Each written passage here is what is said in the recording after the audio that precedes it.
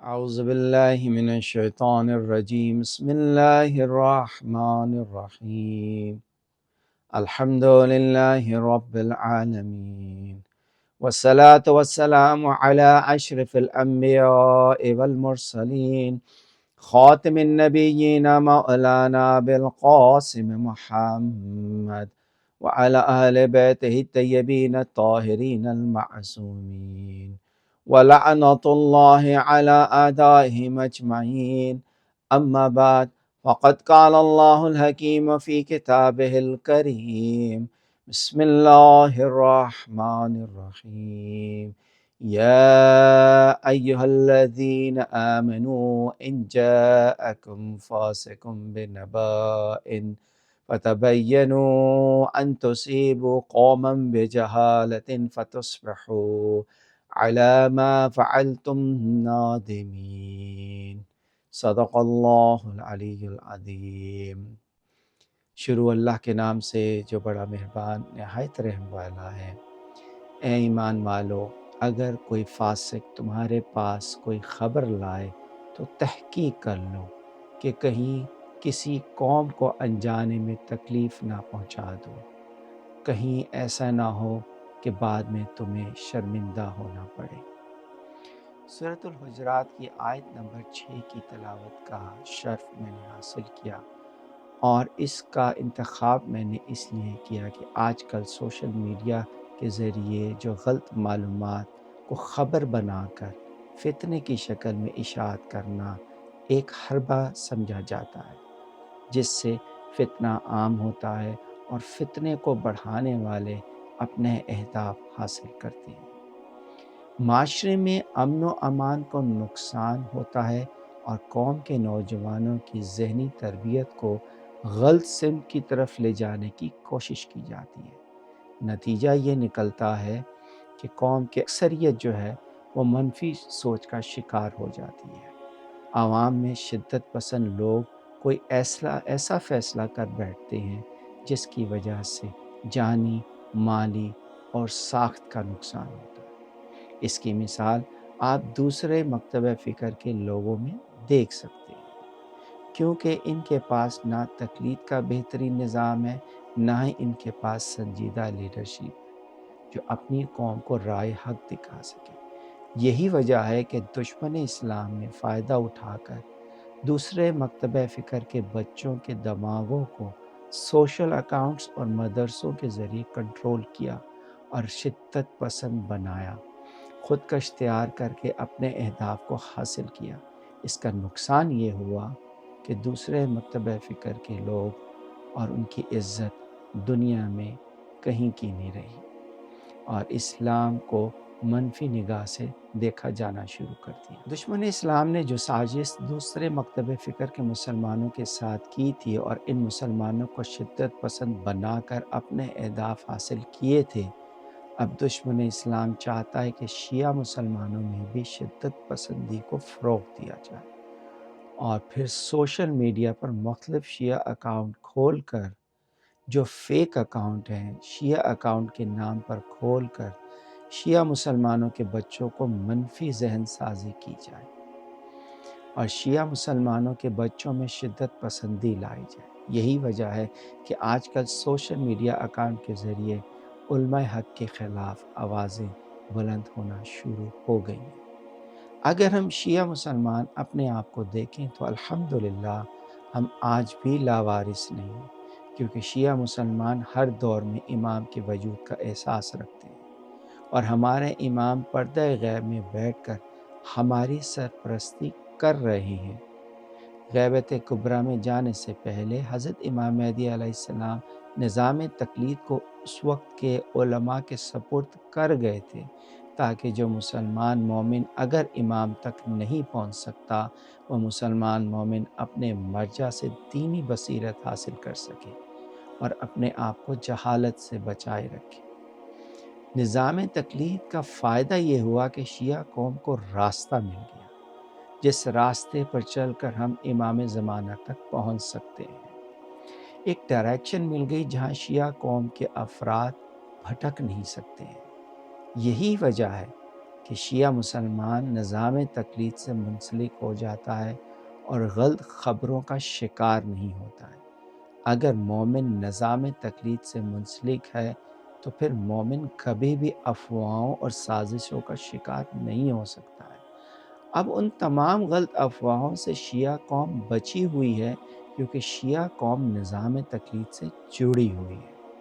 لیکن جو شیعہ مسلمان تقلید نہیں کرتا ہے اور کسی بھی عالم سے رابطے میں نہیں ہے یا پھر دین اسلام کو اپنی مرضی سے گزارنا چاہتا ہے، ایسا شیعہ مسلمان دشمن کی سازشوں کا شکار ہو جاتا ہے۔ دشمن اسلام ایسے شیعہ مسلمان کو بآسانی اپنے ساتھ اپنے جال میں پھنسا لیتا ہے اور شدت پسند بنانے میں کامیاب ہو جاتا ہے۔ اللہ تعالیٰ کا ہم جتنا شکر کریں کہ اللہ تعالیٰ نے ہم سب کو ایسی قوم میں پیدا کیا ہے جو لاوارث قوم نہیں۔ ہم شیعہ قوم اس وقت امام زمانہ کے وجود کا احساس رکھتے ہیں،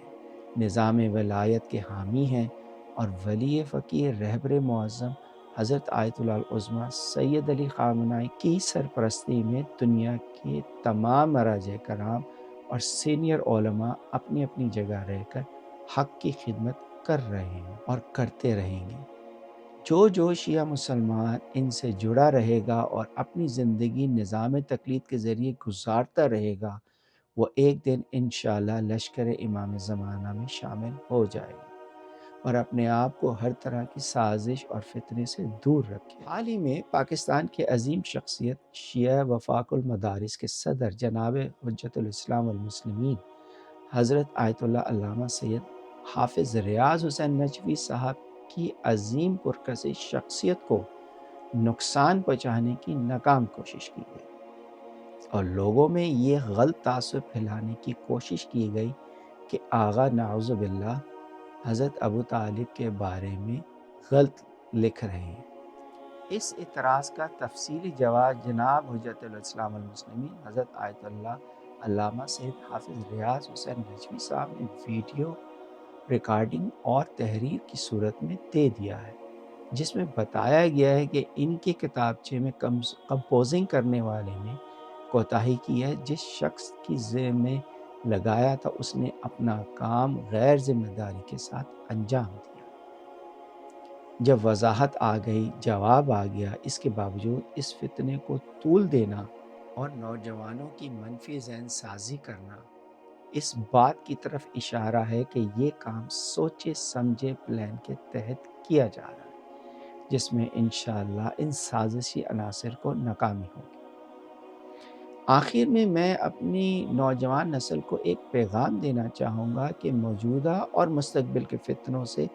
بچنے کا آسان حل یہ ہے کہ اپنے آپ کو نظام تقلید سے جوڑے رکھیں،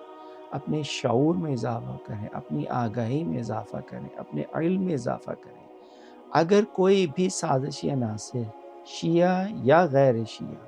یا سوشل پرسن جس کی لاکھوں میں فین فالوئنگ ہے، اگر کوئی فتنہ پرست ہے اور غلط بات کرتا ہے جو شیعہ عالم دین کے خلاف ہو یا شیعہ عقائد کے خلاف ہو، کوئی فیصلہ کرنے سے پہلے تحقیق ضرور کرنا۔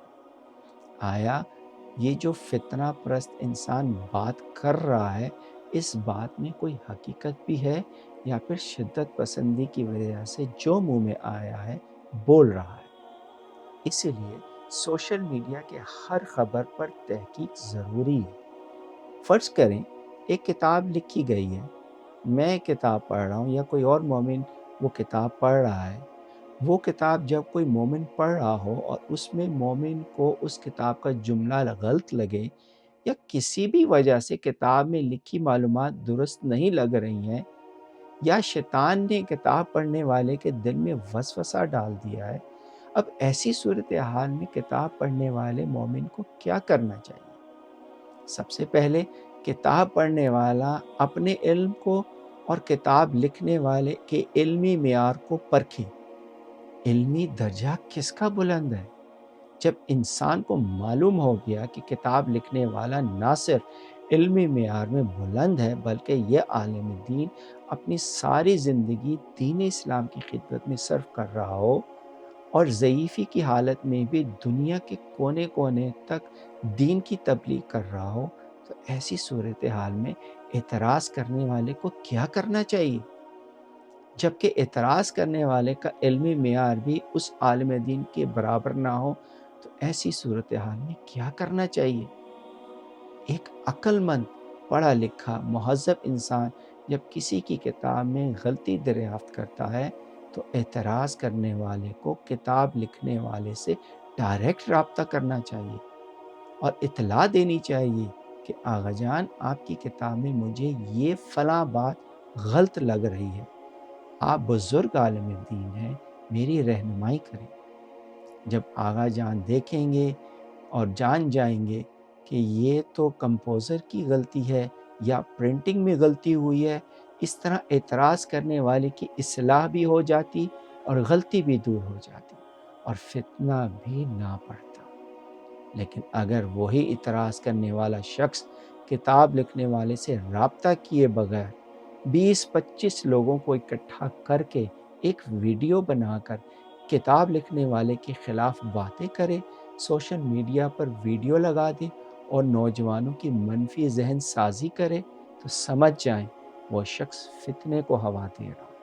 ایسے شخص کو اپنے بچوں سے دور رکھیں تاکہ نوجوان فتنے کا شکار نہ ہو۔ ایسے لوگ جو دوسروں پر تہمت یا غلط الزام لگا کر بڑا جرم ثابت کرنا چاہتے ہیں، ایسے لوگوں کے معاشرے میں کوئی حیثیت نہیں ہوتی ہے۔ ایسے لوگ فتنہ پرست ہیں۔ جناب حجت الاسلام والمسلمین حضرت آیت اللہ علامہ سید حافظ ریاض حسین نجفی صاحب کی غلطی بھی نہیں ہے، اس کے باوجود آغا پر غلط الزام لگانا اور ایک عظیم بزرگ عالم دین پر جرم جیسا لفظ استعمال کرنا ایک عالم دین کی توہین کرنا ہے، جبکہ کمپوزر نے اپنی غلطی اعتراف بھی کر لی ہے اور معافی بھی مانگ رہا ہے۔ فرض کریں اگر کسی بھی مومن سے غلطی ہو بھی جاتی ہے، خدا نہ کرے، تو کیا یہ طریقہ درست ہے کہ سوشل میڈیا پر فتنہ بنا کر جرم ثابت کرنے کی کوشش کرتے رہو، جبکہ اعتراض کرنے والے کا علمی معیار بھی نہ ہونے کے برابر ہو؟ تو ایسے شخص کو حق ہے کہ وہ ایک بزرگ عالم دین کی توہین کرے؟ آئیں دیکھیں تاریخ ہمیں کیا درس دیتی ہے، کربلا سے کیسے ہم درس حاصل کر سکتے ہیں۔ اگرچہ عالم دین بزرگوار سے کوئی غلطی نہیں ہوئی ہے، اس کے باوجود اگر مستقبل میں کسی مومن سے خدا نہ کرے غلطی ہو بھی جاتی ہے، تو یہ دیکھیں کربلا میں 10 محرم کو حضرت امام حسین علیہ السلام نے حضرت حر کے ساتھ کیا کیا تھا، جبکہ حضرت حر نے اہل بیت پر پانی بند کیا تھا۔ کتنا بڑا جرم تھا کہ 3 دن سے امام اور امام حسین کے خاندان والے بچے بوڑھے اصحاب امام سب پیاسے ہیں۔ یہ پانی کس نے بند کیا تھا؟ یہ سنگین جرم کسی اور سے نہیں بلکہ حضرت حر سے ہوا تھا۔ لیکن جب 10 محرم کو حضرت حر معافی مانگنے آئے تو امام حسین نے بغیر تاخیر کے حضرت حر کو معاف کر دیا، بلکہ یہ کہا، بھائی حر، تم ایسے وقت آئے ہو کہ ہم تمہاری مہمان نوازی نہیں کر سکتے۔ اللہ اکبر! دیکھا آپ نے امام حسین علیہ السلام کا یہ انداز ہمیں کیا درس دیتا ہے کہ کیسے ایک مومن کو دوسرے مومن کا بازو بننا چاہیے، ایک مومن کو دوسرے مومن کی غلطی پر پردہ ڈالنا چاہیے، ایک مومن کو دوسرے مومن کی خطا درگزر کرنی چاہیے، اور اگر کسی مومن کی غلطی بھی نہ ہو اور وہ حق پر ہو اور پھر کوئی غلط اعتراض کرے، اس کو چاہیے کہ اللہ کے عذاب سے ڈرے۔ اللہ جلد حساب لینے والا ہے۔ وَاتَّقُوا اللَّهَ إِنَّ اللَّهَ خَبِيرٌ بِمَا تَعْمَلُونَ۔ اللہ سے ڈرتے رہو، بے شک اللہ تمہارے سب اعمال سے باخبر ہے۔ تمام مومنین کو چاہیے کہ اپنی اپنی جگہ اپنا فرض ادا کریں۔ جس طرح غلط اعتراض کی سوشل میڈیا پر اشاعت ہو رہی ہے، مومنین کو چاہیے کہ اپنے اپنے سوشل اکاؤنٹ پر جناب حجت الاسلام والمسلمین حضرت آیت اللہ علامہ سید حافظ ریاض حسین نجوی صاحب کے حق میں ایک لائن ہی لکھ دیں کچھ نہیں تو آغا جان کے حق میں دعا ہی لکھتے ہیں کہ اللہ کریم آغا جان کو اپنی حفظ و ایمان میں رکھے اور دشمن کے شر سے بچائے رکھے۔ اس دعا کو اپنے سوشل اکاؤنٹ میں لگائیں۔ یہ کام چند سیکنڈ کا ہے مومنین، اور نتیجہ یہ نکلے گا کہ فتنہ ختم ہو جائے گا انشاءاللہ۔ اللہ کریم ہم سب کو حق کہنے، حق سننے اور حق پر عمل کرنے کی توفیق عطا فرمائے، اور ہمیں اس قابل بنا دے کہ جب بھی انشاءاللہ امام زمانہ کا ظہور ہوگا، اللہ تعالی ہم سب شیعہ مومنین کو لشکر امام میں شامل ہونے کی توفیق عطا فرمائے گا، آمین یا رب العالمین۔ السلام علیکم ورحمۃ اللہ وبرکاتہ۔